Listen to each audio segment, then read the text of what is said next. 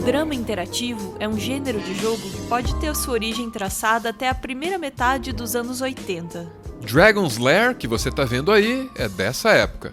As animações aqui eram de uma qualidade nunca antes vista no fliperama. A tecnologia era impressionante. Isso rodava num Laserdisc, coisa que naquela época era rara e cara. Só que Dragon's Lair tem um problema. O que sobra no visual, falta em interação. A mente por trás desse jogo é ninguém menos que Don Bluth. Esse cara trabalhou para Disney e quando saiu de lá, emplacou várias animações que marcaram gerações inteiras. E foi nesse período pós-Disney que ele concebeu Dragon's Lair. E aí ele assumiu que o papel desse jogo era basicamente o de iludir o jogador. First of all, you have to give the illusion that the game player is in control, when indeed he may not be. But you must give that illusion. I thought, wow, that's right up our alley, that's movie making. Dragon's Lair estabeleceu as bases do gênero drama interativo, e essa ilusão de controle é parte dos fundamentos desse tipo de jogo. Ilusão, porque tudo que você tem que fazer aqui é apertar o botão certo na hora certa. E é isso que define se a história para ou se a história continua. E uma história que é sempre a mesma, não importa o que você faça. É justamente por isso que o seu controle da narrativa é ilusório, ela nunca muda. Nas décadas mais recentes, o drama interativo passou a ter narrativas bifurcadas. Uma escolha pode mudar o destino do personagem e alterar a narrativa de maneira sensível. Esse gênero de jogo evoluiu bastante, em grande parte graças a uma desenvolvedora francesa chamada Quantic Dream. Esses caras estão por trás de Heavy Rain, de 2010, e de Beyond Two Souls, de 2013, para citar só 2 exemplos. Esses jogos são bons, mas parecem ter sido só um treinamento para que a Quantic Dream chegasse em Detroit, Become Human, jogo que foi lançado nesse ano. Esse jogo tem muitos méritos e até esse momento ele é o ápice do gênero drama interativo.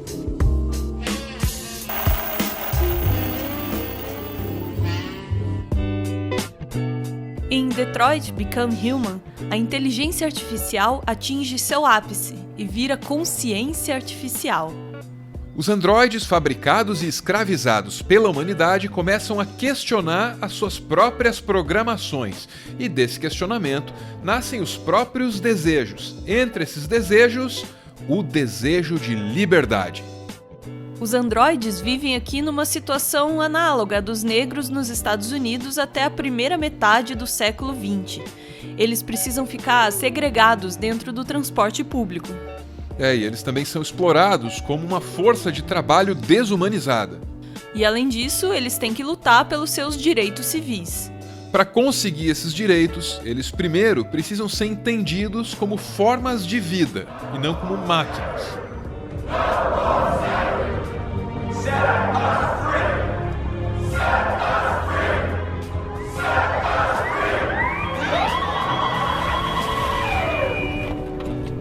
E é aqui que a coisa fica interessante.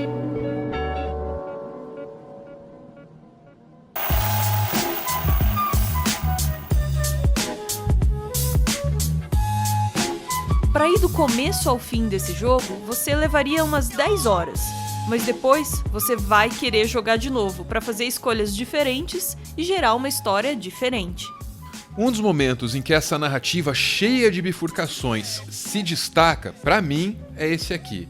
Esse cara é o Connor. Ele tá visitando esse outro cara chamado Kamsky.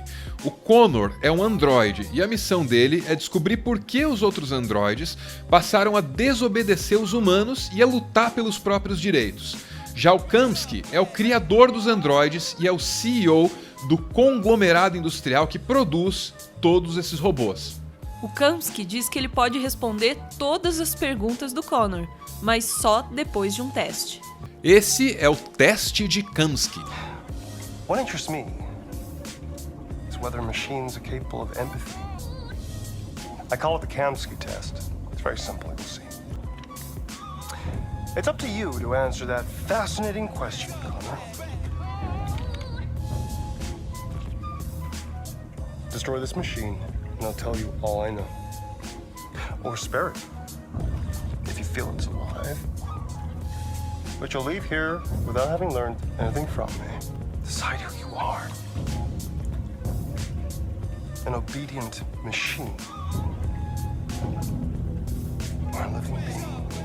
Por mais pesado que seja, esse é um dos meus momentos preferidos no jogo, porque aqui fica estabelecido que a empatia é um elemento definidor da consciência. Empatia é o que separa o ser da coisa.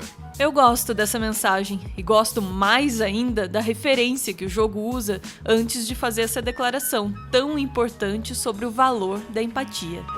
I'm sure you're familiar with the Turing test. Mere formality.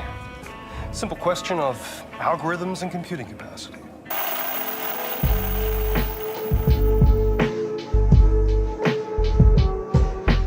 Alan Turing tem uma das biografias mais magníficas da história da ciência. Na juventude, ele foi um herói de guerra. Graças a Turing, a Inglaterra conseguiu decifrar mensagens do exército alemão durante a Segunda Grande Guerra. Para fazer isso, ele basicamente precisou desenvolver tecnologias que ainda nem existiam. In quel periodo i tedeschi usavano una macchina speciale, Enigma. Era come una macchina da scrivere. L'operatore digitava dei tasti, però anziché stampare su un foglio quelle lettere, venivano stampate altre lettere secondo una codifica impostata meccanicamente sotto la macchina. I tedeschi usavano questo meccanismo per comunicare fra di loro. Chiunque intercettasse questo foglio aveva davanti a sé un testo senza senso. Era criptato. Col suo team, egli costruì una macchina in grado di decifrare questi testi scritti dai tedeschi.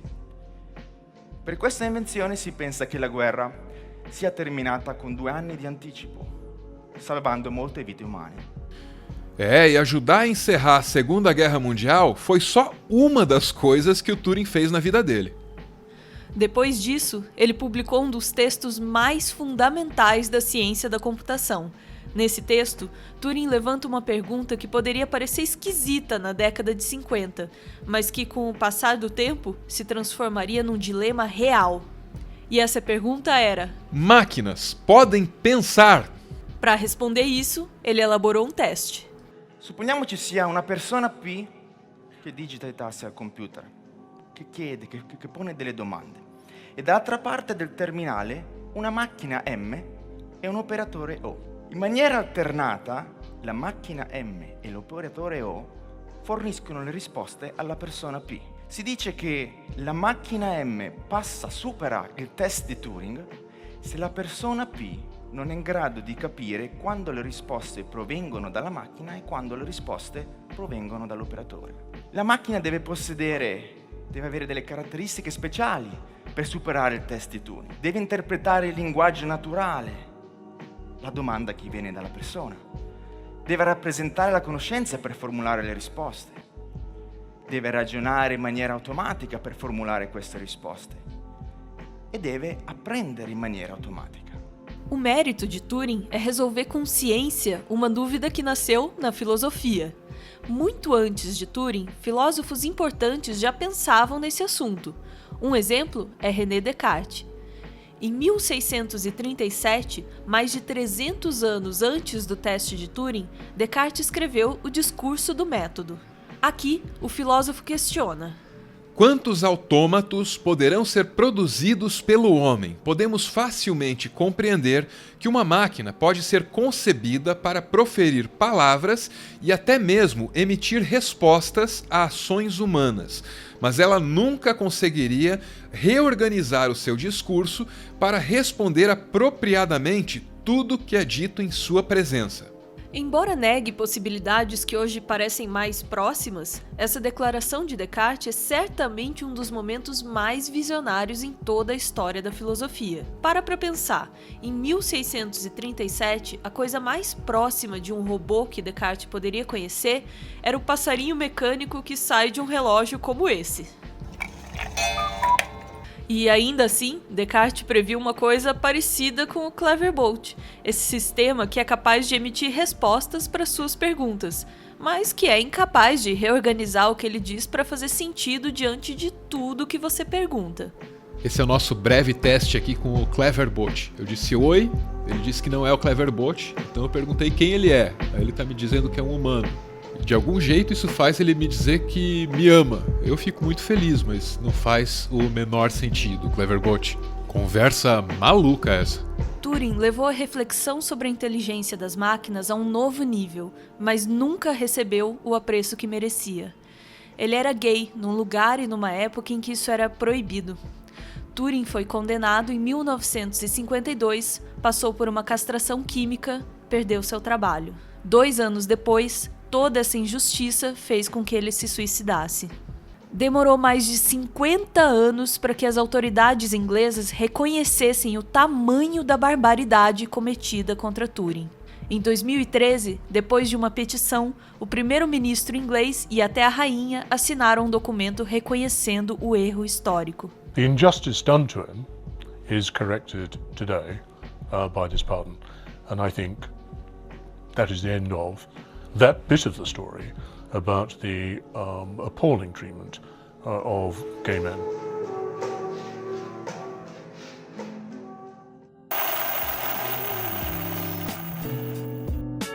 O teste de Turing é sobre inteligência. Em Detroit Become Human tem o teste de Kamsky, que avalia uma outra coisa.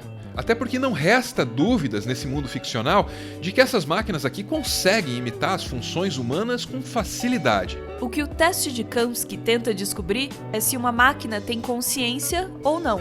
E consciência é muito, muito diferente de inteligência.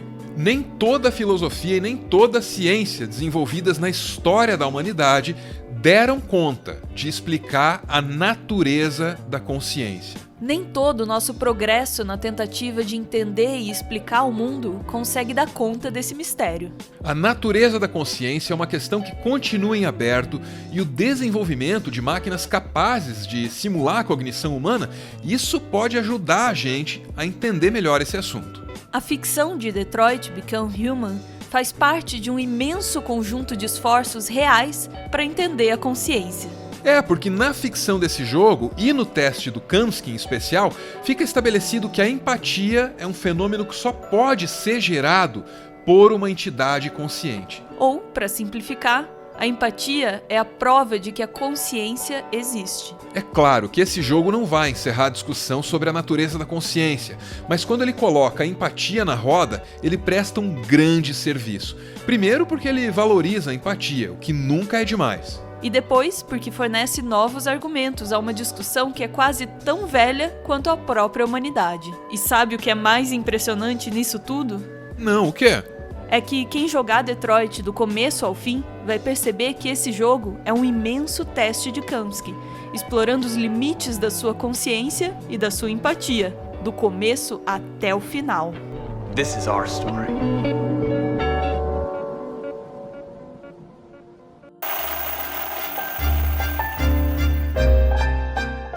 Muito obrigado por ver esse vídeo até o final. Como você sabe, esse humilde canalzinho é mantido graças a uma campanha de financiamento coletivo. Quem participa ouve o nosso podcast e aparece aqui no finalzinho. É o caso do Vemerson Fernandes, que tá tão bonito nessa foto aí que só pode ser um Android. Valeu, falou!